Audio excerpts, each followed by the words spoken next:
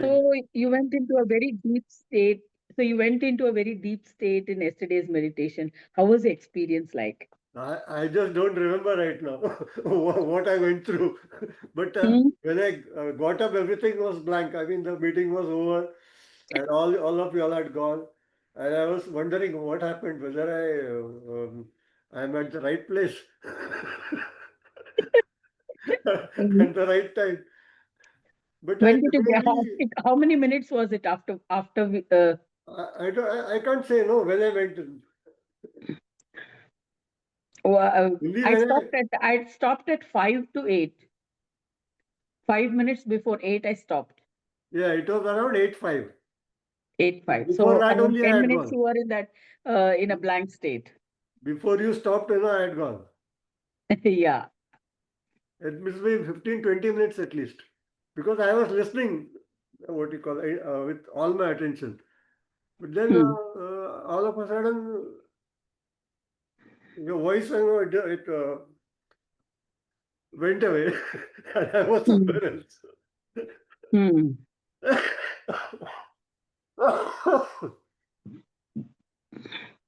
The first time such experience. Earlier, little I had, once Hmm. or twice, little, not much. But this was quite a long time, at least Hmm. 15 to 20 minutes, I believe. Hmm. How was it afterward? How did your day go after that experience? The day was normal. Hmm. I mean, better than other days, but my days are normally normal. Yeah, after retirement, it is quite normal only. Yeah. But okay. So anyway, Because I have to live according to my requirements, what I should do. hmm. Okay. So I think Sri Hari has not yet joined, but we'll One, continue with one, one, one, Nikasura. que- He will join.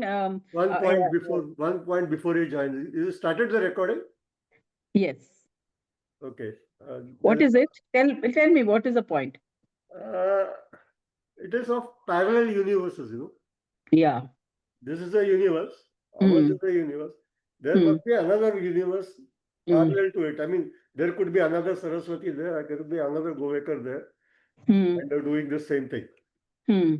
right? There could be another Mazgaon group. Hmm. I mean, Hmm. maybe you are a professor there or something. You might be in Hmm. some other job. Hmm. It is not necessary that you are in what you are doing now.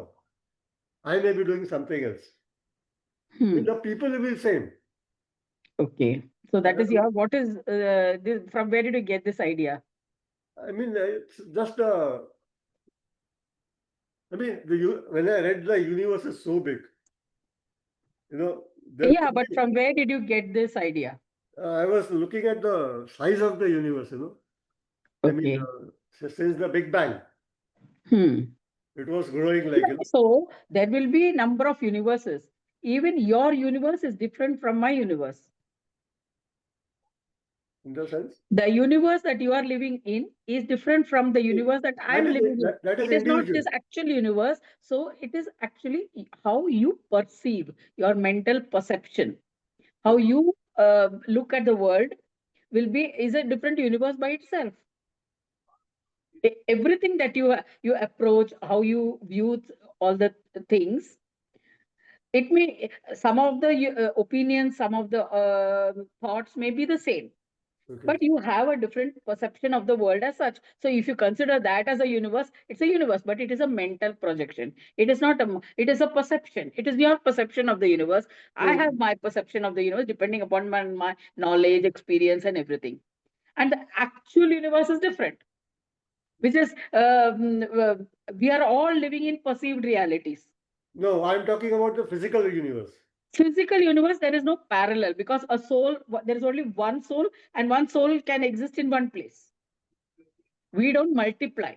Only angels, there are certain beings which is of creation who can have multiple existence, who can live, who can be present in several places at the same time.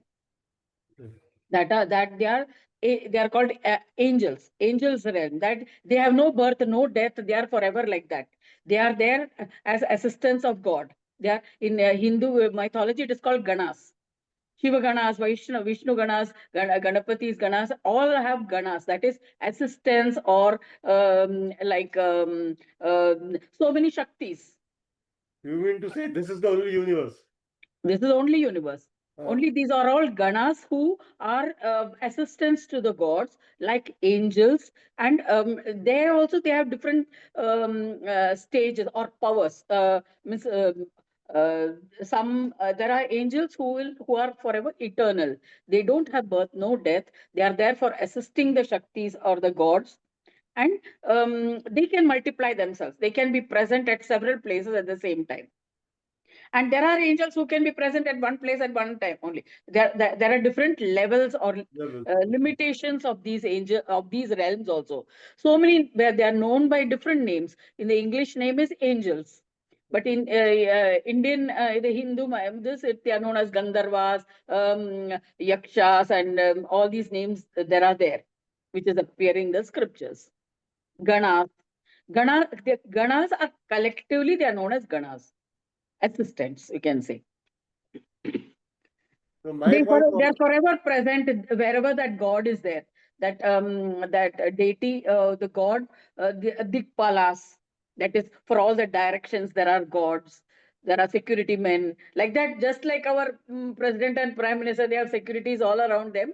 Like that, gods also have in their realm. Actually, we are a replication of the heaven only. Heaven on earth. So we also have all, just like how what paraphernalia we have, the same thing exists there, but only it is of a higher level, and mostly they are of light beings. They are now physical bodies. okay, okay. Everything is of light.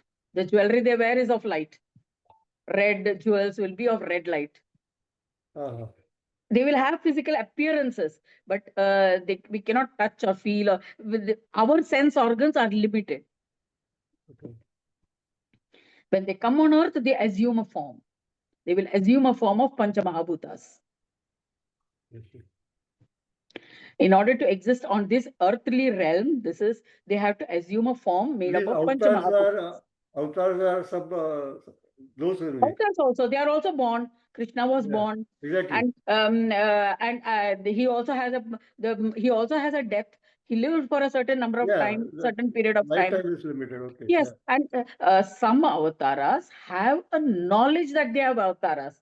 They are avatars, but some avatars don't have that knowledge. Like Rama, he didn't know that he was an avatara. He thought he Oh, was a human being only, and he lived as a human being. but Krishna had. Krishna had the knowledge even from the beginning. At the birth itself, he had the full knowledge that he was an avatara.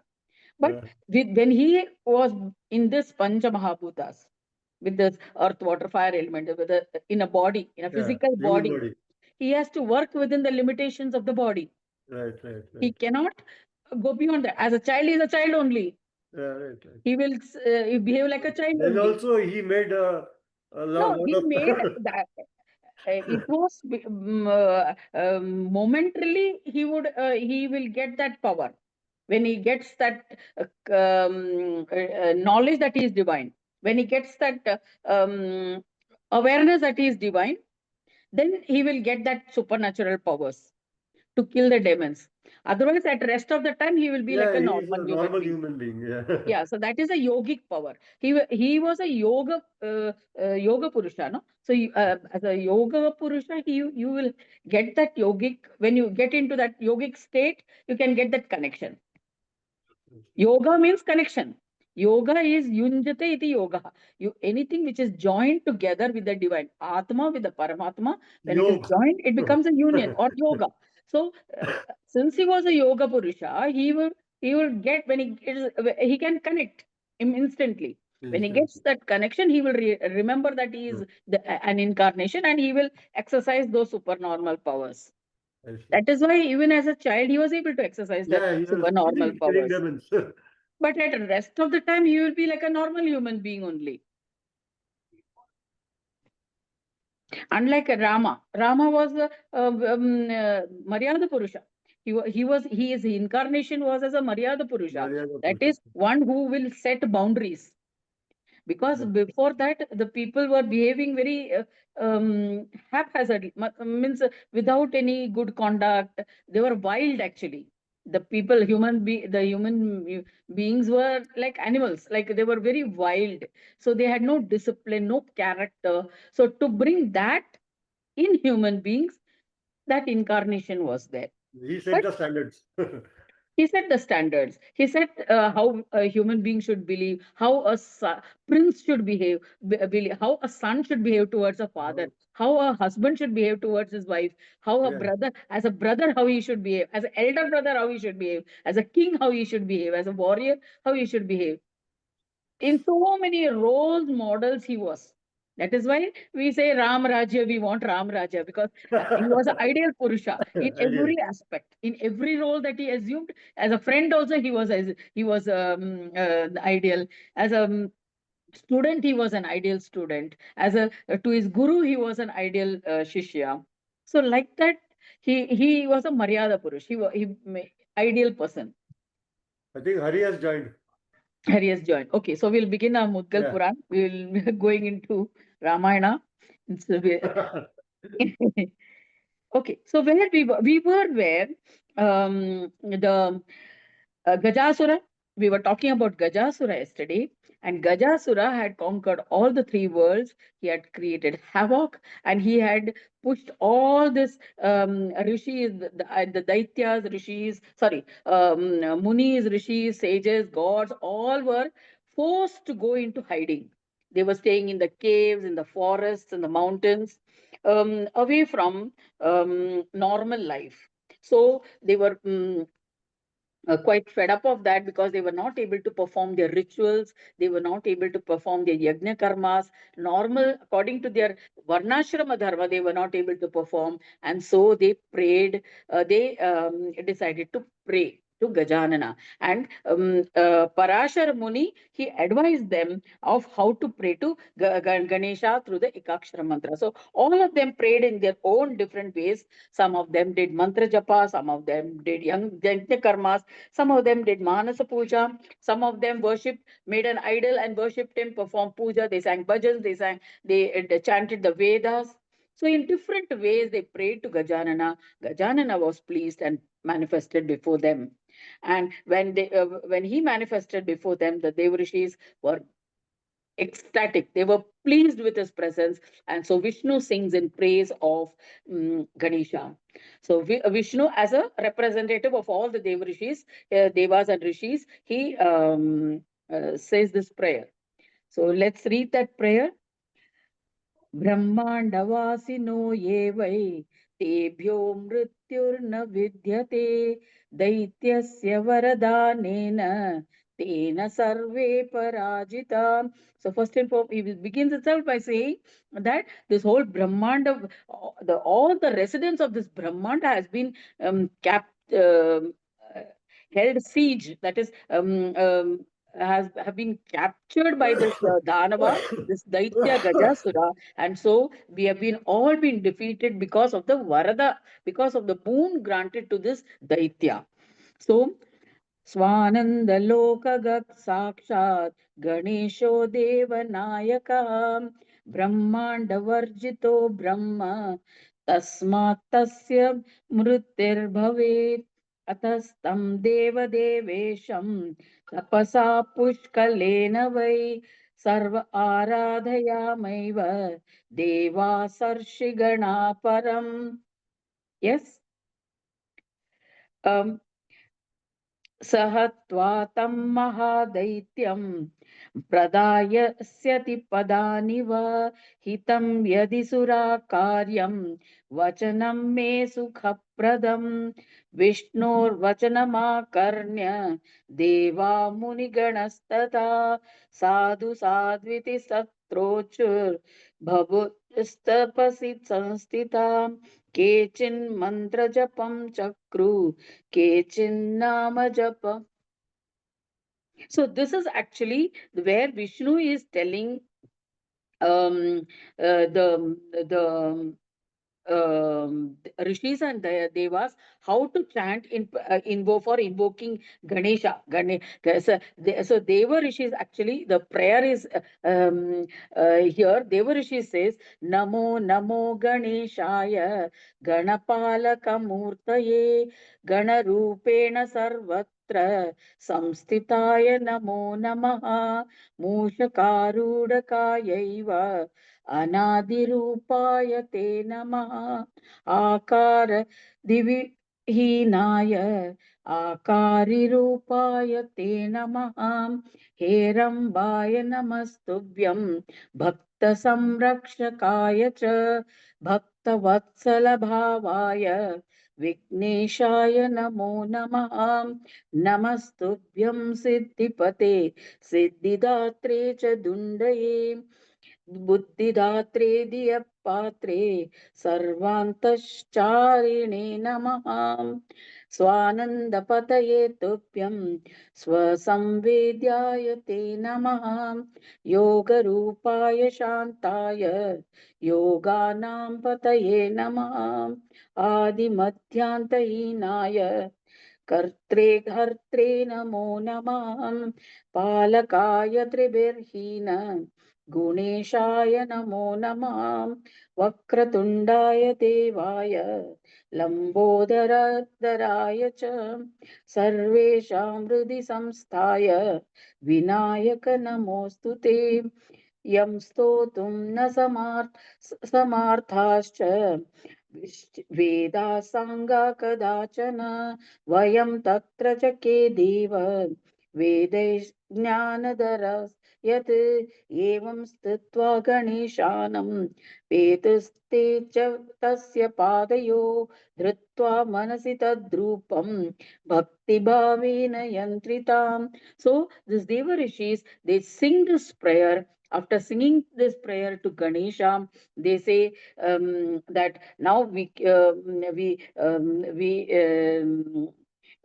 are holding this.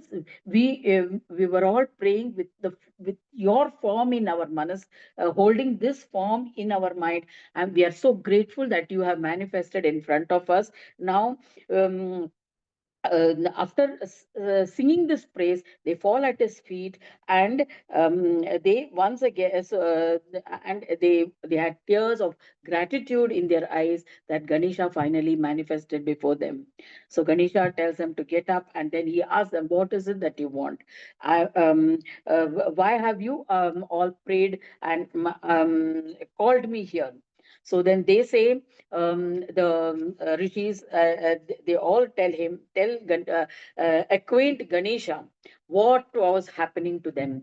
They said because of this Gajasura, we are tormented. The whole world is tormented. This Gajasura, this Daitya has become so powerful that he has conquered all the three worlds. And now we are not even able to do our yajna karmas. We are actually living in hiding, and we are living on roots and fruits. So please help us. Please kill this Gajasura. So Ganesha heard the prayers of these rishis, and he said, "Don't worry. I have come, so I will see that this I will see that he is killed. I will incarnate as Parashara's son, because Parashara and his wife had prayed some time back that he would that he should just out of devotion, they had prayed and they requested Ganesha that he should be born as their son. So now Ganesha assures them, "I will be born in the house of Parashar, and then I will kill him." So assuring this, Ganesha disappears. Giving this promise to the rishis, munis, Ganesha disappears. So then eventually, so the rishis, munis continued their prayers, their worship. They made an idol and they used to worship him. After some time, Ganesha was born to Parashar Muni and Vatsala, and he was given the thread ceremony, and all ceremonies were done. After, like, giving the food to the child, then the Yajnopavitam ceremony. All of that was performed. He was initiated. He was given knowledge of the. He was sent to the ashram to study the Vedas. All of this was done. Then, and on completion of the studies, he was married to the two daughters um, of Brahmadeva, of Marichi. Marichi, Brahmadeva's mind-born son, Marichi. Marichi is one of the Saptarishis, and to his daughters, Siddhi and Buddhi, Ganesha was given in marriage. So this, after marriage of Ganesha to Siddhi and Buddhi, he started his life started he started growing big. He was named as Gananatha, as son of Parashara. He was known as Gananatha. So one day, as Gananatha was growing up, his family was growing. Suddenly, one day, Narada, not only he travels around, he also does mischief, or he is very good, very well known for passing information from here to there, and so on. So one day he arrived at Gajasura's palace. He went to Gajasura at Mahishi, where he had built a town for himself, and he was living there happily, enjoying with all the daityas around him and everybody. One day Narada went to him and told him, "Listen, you are enjoying everything, no doubt. You have conquered all the three worlds, but the one who is going to kill you has taken birth. He is growing up. He's already grown. He's coming to kill you." And he's saying he's going to destroy the rishis and munis whom you tormented so much. They prayed to Ganesha, and now he has taken birth and he's coming to kill you. So thus instigating this Gajasura, Narada went away on his way. He goes around. He goes away. This now Gajasura, he couldn't sleep. No, with when he got this information, so he first and foremost he was furious. Who is this? I am the supreme person in all the three worlds. Who can ever kill me? So he called all these his ministers and army of and asked them to bring all the devas and rishis in front of him. Who is what? How can they ever pray and call as Ganesha and to kill him? Who is it? Who are these rishis? What? How can they play whether they are playing mind games, or is it really true? He wanted to check with the rishis himself. So he called the devas and ganas. He inquired, who is this Ganesha, this Ganaraja Prabhu or Gananatha who is come here, Gajanana, this Narada told that he's going to kill me. Who is this person? He went to ask that Ganana. So Gananatha, he is already there on earth, no? In Parashara's ashram. He's married Siddhi and Buddhi. So he was already on this. He was aware of what is going on. So he entered the mind of Gajasura, and he he played a mind game with this Gajasura. What Gajasura wanted to ask and how he wanted to frighten them or something, he was not able to express. He wanted to ask these rishis and munis, so he had called them, but he was not able to ask what he wanted. Instead, what he told them, Gajasura, he told them, "See, you are all captives under me. So all of you should do namaskar to me, catch hold of your ears." How that for this, no? Catch hold of your ears and rub your nose on the floor, on my feet. You are my captives. You cannot fight me. You cannot fight or bring any army or anybody to overpower me. You do this namaskar to me.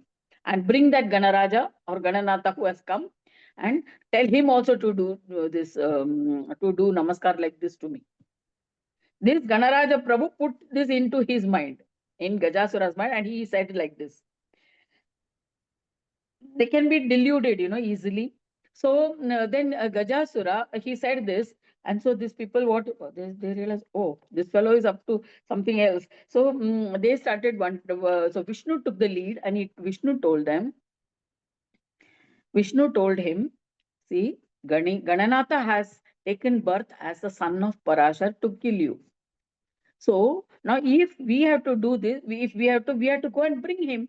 We have to go and convey your message to Gananatha so that he will come and so that then when we'll bring him, if he's convinced, we'll bring him and we'll all do namaskar like that to you, including Gananatha. Okay. So he said, like they say said, okay, go and bring Gananatha to me, and all of you all also come. So when he went back, all of them went back and they went to Parashar, and then seeing Gajanana, they did pranams to Gajanana and they told him what this Gajasura has said. Parashar was astonished. What had happened? What had happened to this Gajasura? They told Parashara, this is what that Gajasura said. He said, you have to catch hold of the ears with both hands and do namaskar and rub the nose at my feet. So he told, bring Gananatha also and do this to me. So this they told Gananatha, and so they all Ganaraja Prabhu, Gananatha was really Ganaraja Prabhu was actually his incarnation to King Varenya. So that name is coming in my mouth. But Gananatha was a name in this incarnation. So he said, Gananatha, very good. So come, we'll all go and do namaskar like that. It's a very good idea. It seems very. It looks very. Appropriate. This kind of namaskar is very good idea that he has got. Now, henceforth, this will be the way you all will worship me. So that is why to Gananatha, this Gajasura's idea it was that when we do that, it is called Topikarnam in this no in when we pray to Ganesha, how do we do? We catch hold of the ears, opposite ears with the hands, and then we bend. We touch the this on do sit ups. You can say, this is the way of doing namaskar to Gananatha. This was invented by Gajasura. So then they came to Gananath. They all went. The whole army went along with Gananatha to this where Mahishi to this Mahishi, where this Gajasura was staying, Mahishapura. And when after coming there, reaching there, Gananatha roared like a lion. He made a big noise announcing his arrival. Then, hearing that noise, Gajasura was shaken. He was petrified. So then he sent his army, go and see who has come. And so then there was a Devas army, Devas and Rishis, all of them ready to fight. Now with Ganesha around, Ganesha supporting them, they were ready to fight. So they all fought. Both of them, the Devas and Asuras, they fought each other very valiantly. They were brutally injured. Asuras was at sometimes the Asuras were gaining prominence. Sometimes the Devas were gaining prominence. Indra also came to fight with great valor. Then the Gajasura was shocked. How from where is this Devas getting so much of power? So then he was also surprised that they were getting so much of power. Naturally, he was sure that it is because of this Ganesha. So then he decided, let me also go to fight. So Gajasura climbed on his chariot and advanced to the battlefield. So this is the preparation of the war between Gajasura and Gananatha. So we will see the continuation of this battle between Gajasura, his army, and the Devas in the next session. Okay, we have tomorrow Saturday.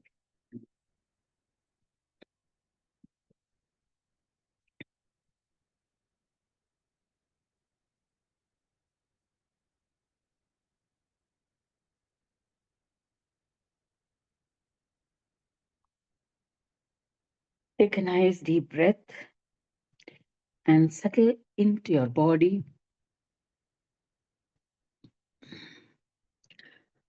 See that your feet are firmly planted on the floor, spine erect, eyes gently closed,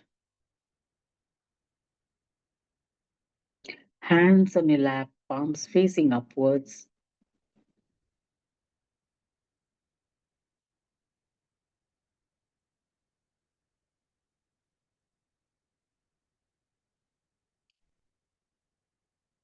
Let go of all the thoughts, put them all to one side, and bring your attention to your breathing.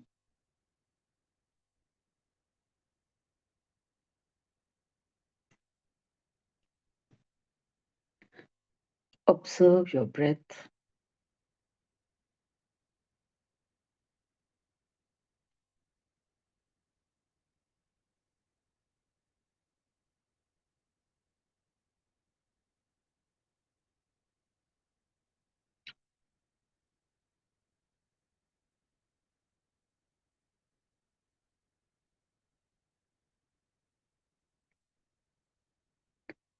Count 1 to 10 as you breathe in, and 1 to 10 as you breathe out.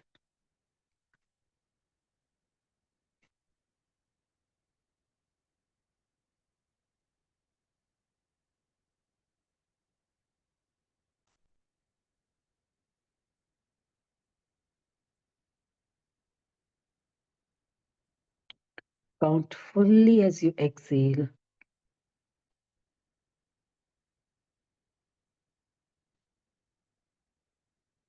Keep your breathing even, rhythmic.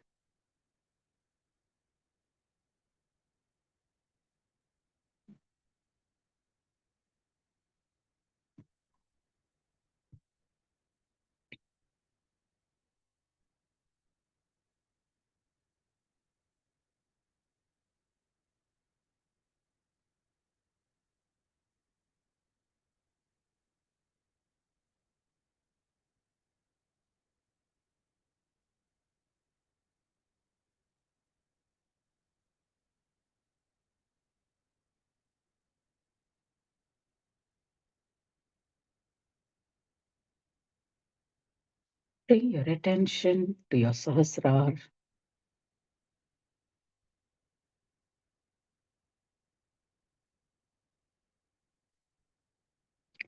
Allow the breathing to continue.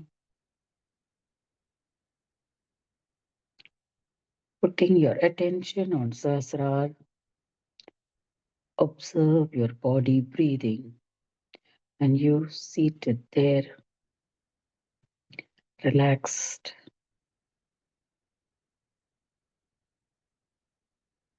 observing your body.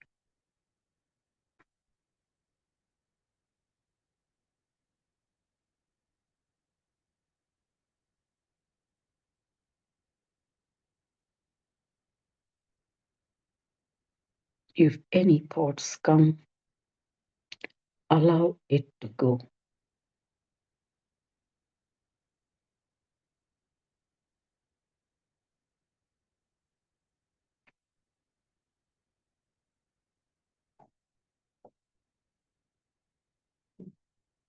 When we engage with our thoughts, we create a parallel universe.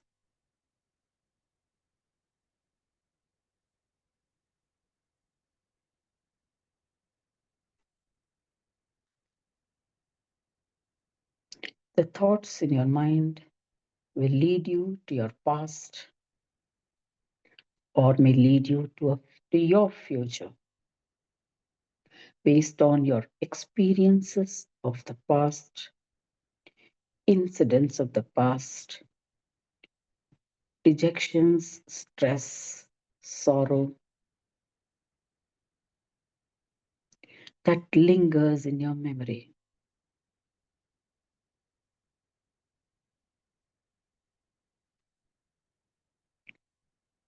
It comes alive in your brain. Similarly, plans of the future, or imaginations can lead you astray.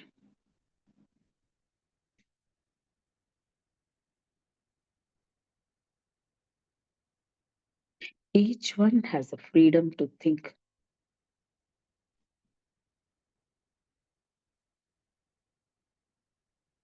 No one controls anyone else's mind.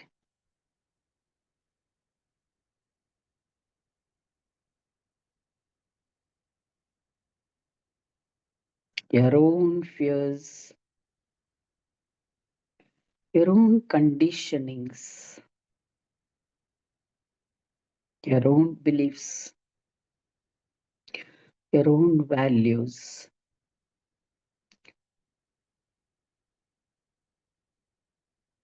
your own boundaries limit your thinking. It defines what you think, what you allow yourself to think.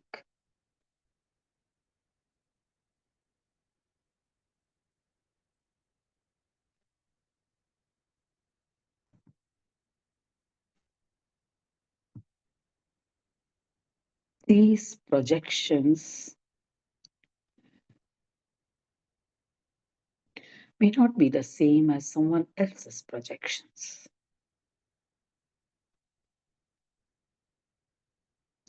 The very same situation may be looked at from your point of view, whereas someone else looks at it from his point of view.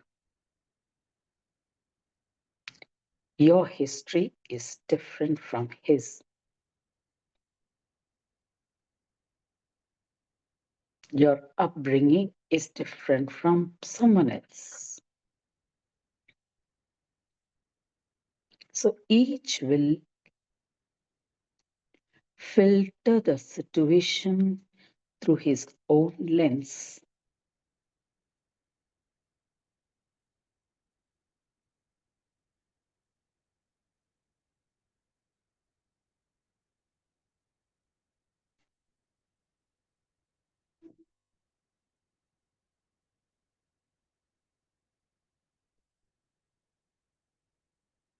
The words written on the wall may mean different to different people.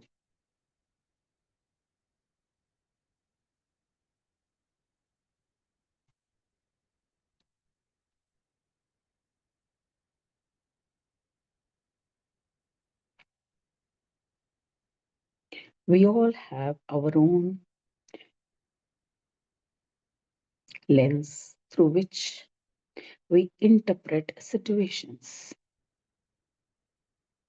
Based on these interpretations and understanding, we perform actions or we respond.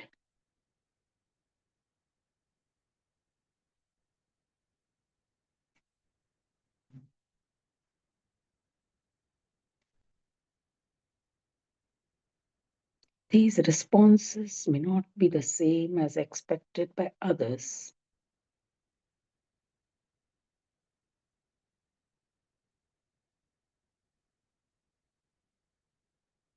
This results in conflict.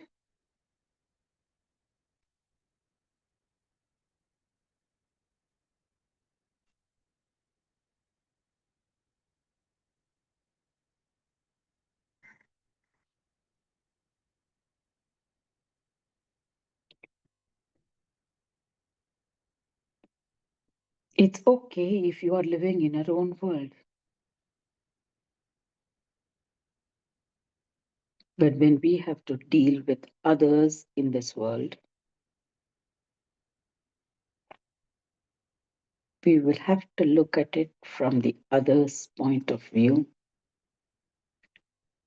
to understand the situation and respond favorably.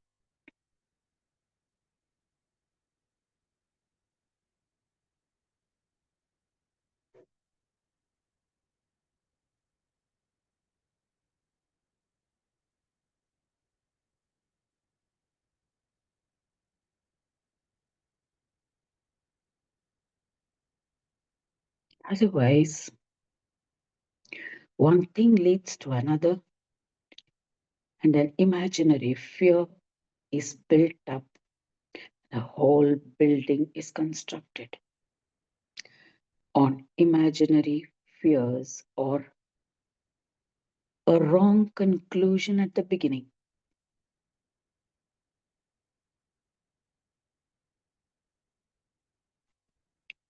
A rope, if it is looked, if it appears like a snake to the person who looks at it, he will build up on the fear of the snake.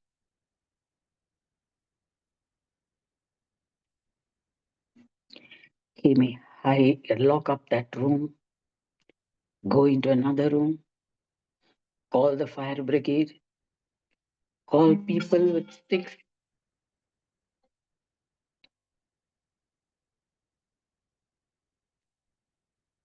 All actions will be based on that fear, on his perception of a rope as a snake.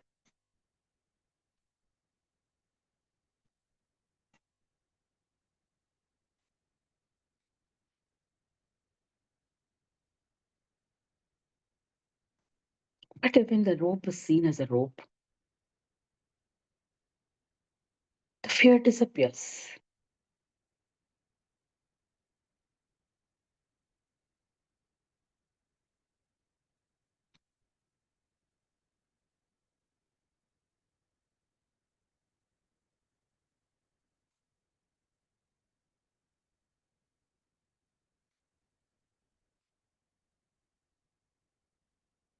So, also, every situation, if it is on one side, it is relatively harmless. The fear is confined to one person. The action, the response is confined to one person. But when it involves response or action from another side, it complicates matters.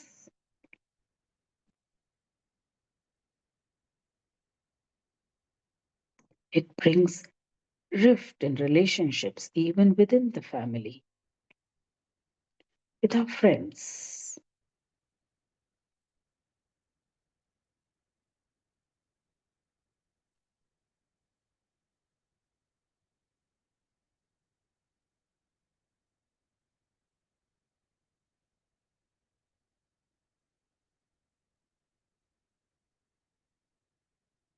Children are often threatened. If you don't go to school, that policeman will come.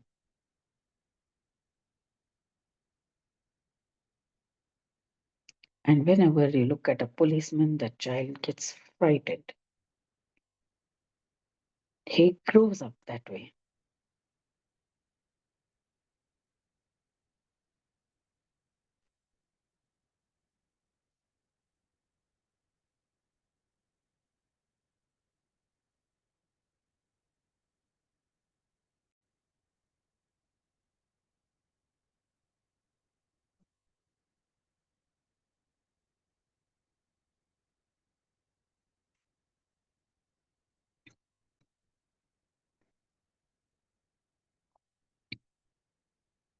So is it with all our conditionings.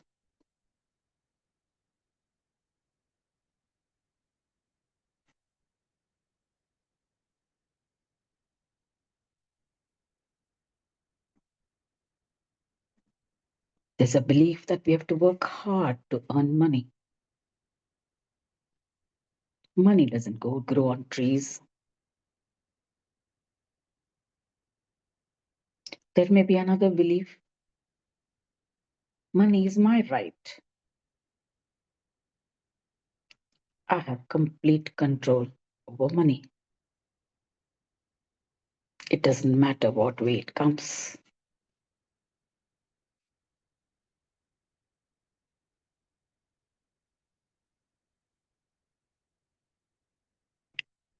So we are all living in universes created by our own conditionings, beliefs, values, perceptions, perceived appearance of the universe. And appearances are always deceptive.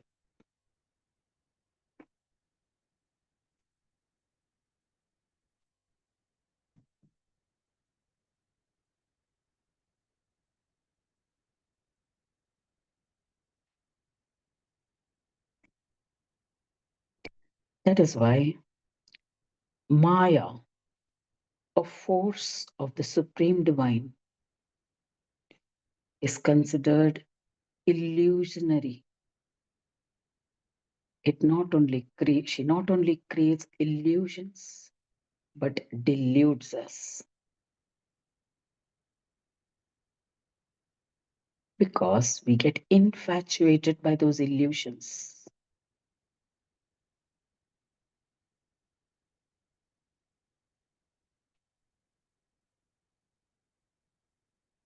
Infatuations makes us bound to that object or pleasure or experience, and more of it brings less of the enjoyment. This creates delusion.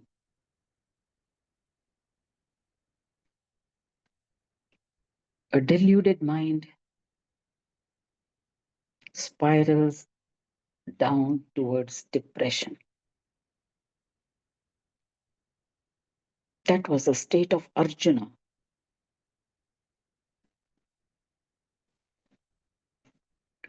He was deluded by his attachment to his relations on the battlefield. Hence, he forgot his duty as a warrior.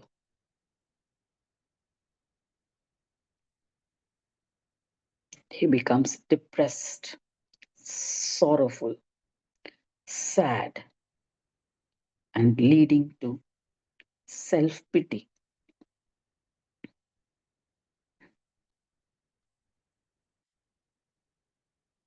So, Shri Krishna has to wake him up from his delusion and remind him of his dharma.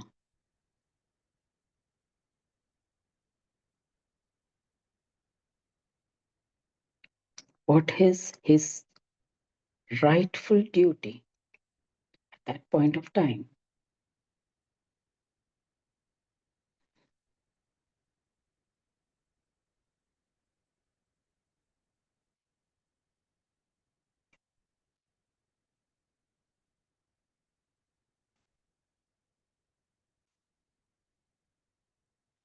The mind is constantly changing.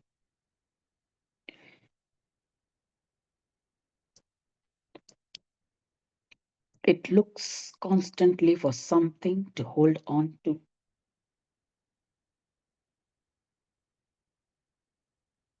That's what makes us run here and there.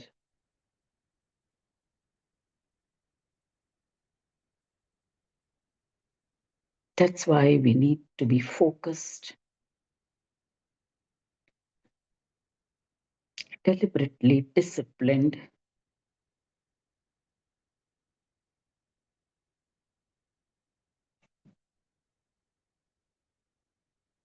to control our minds.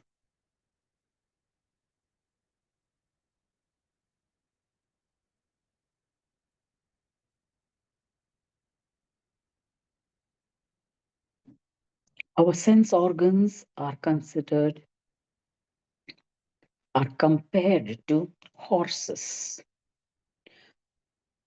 whose reins we have to hold tightly so that the sense organs are not running towards the sense objects.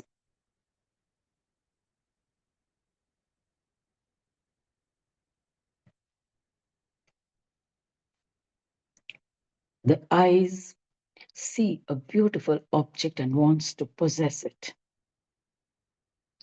The mind calculates and runs after it.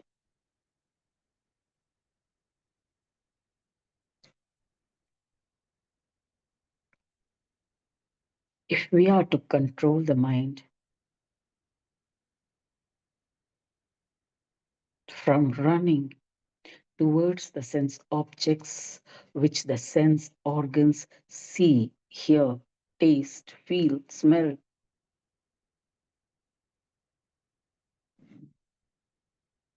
you have to hold the reins through your intellect, through your wisdom.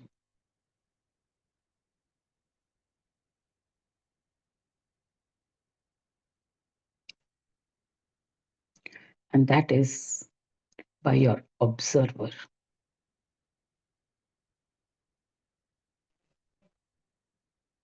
As an observer, as a witness, you see the, the whole incident happening. Then you can have a better control.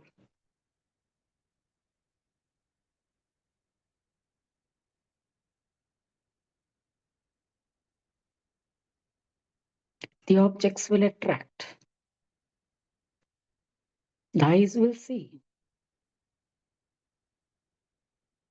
the mind will run.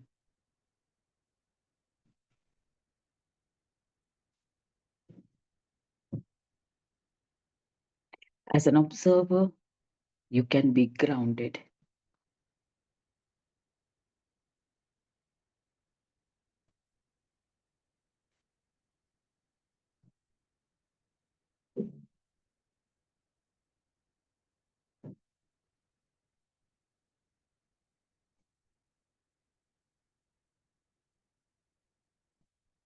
Actions must be taken where necessary. That is the law of life.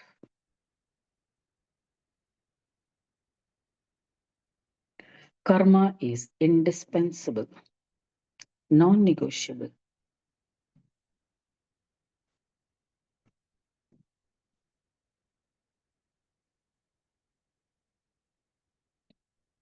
We have to eat to live. We have to protect our body. We have to take care of our responsibilities.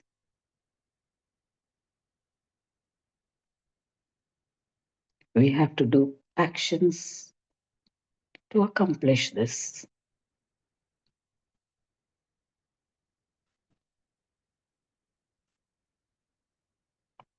So we need all our faculties to be functioning and yet in our control.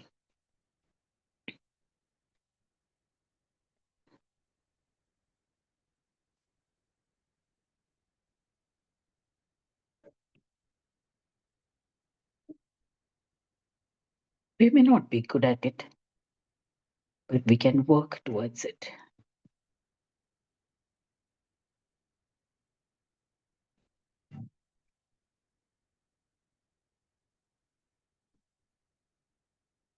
We are all in the learning process.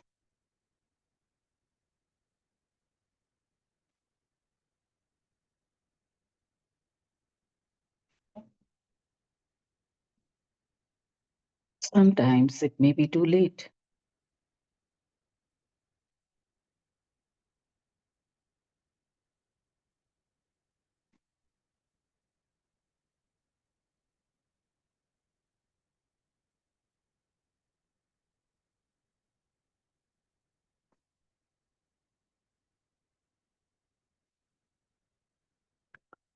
While learning the lessons from the mistakes, use the intelligence to creatively tackle the situation.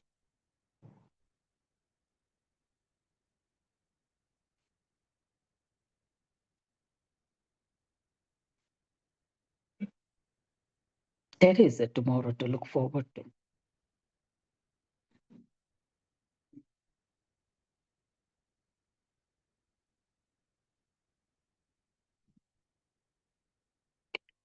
Today is all that you have. Take actions today for a better tomorrow.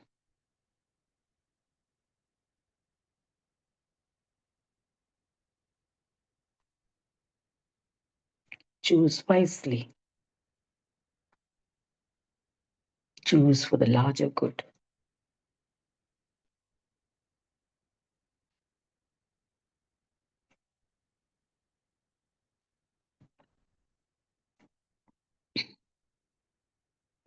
Let us be vigilant, be ever present, moment to moment. That's the purpose of this meditation. A practice that guides us through for the rest of the day.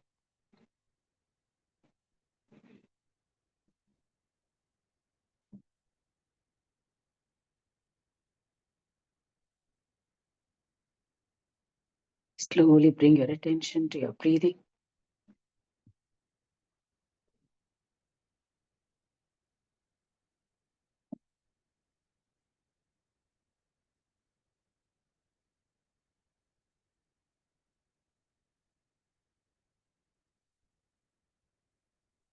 Wiggle your fingers and toes.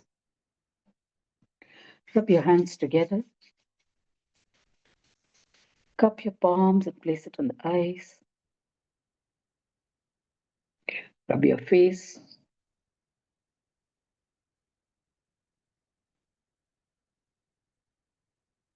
And when you're ready, open the eyes.